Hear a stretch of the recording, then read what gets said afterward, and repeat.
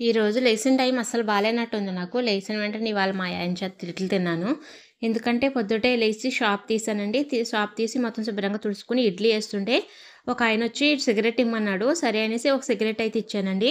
మేము టీతో పాటు సిగరెట్లు కూడా అమ్ముతాము. అంత ఎక్కువ కాదండి. డైలీ వచ్చేవాళ్ళైతే కొంతమంది మటుకు తీసుకుంటారు. వాళ్ళ కోసమని సిగరెట్లయితే అమ్ముతాము. సరే అనేసి ఇచ్చానండి సిగరెట్టు. ఇచ్చిన తర్వాత ఆయన పక్కన కూర్చొని సిగరెట్ కాల్చుకుంటూ ఉన్నాడు.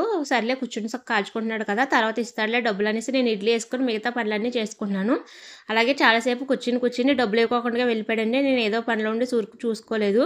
తర్వాత మా ఆయనతో చెప్తే మా ఆయన వచ్చి ఇంకా పొద్దుటే ఎందుకిచ్చావు? పొద్దుటే బోని బేరం కదా! డబ్బులు ఇవ్వకోకుండా ఎందుకిచ్చావు అనేసి పొద్దుటే తిట్టడం అయితే మొదలుపెట్టాడండి. నాకైతే చాలా కోపం వచ్చింది అతని మీద.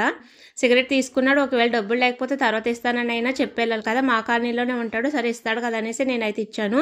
చాలాసేపు కూర్చొని అయితే ఇవ్వకోకుండా వెళ్ళిపోయాడండి. ఇలాంటి వాళ్ళని అసలు ఏం చేయాలో ఏమనాలో నాకేం అర్థం కాదు. అతని వల్ల పొద్దుటే నాకు ఈ తిట్లు తినవలసొచ్చింది.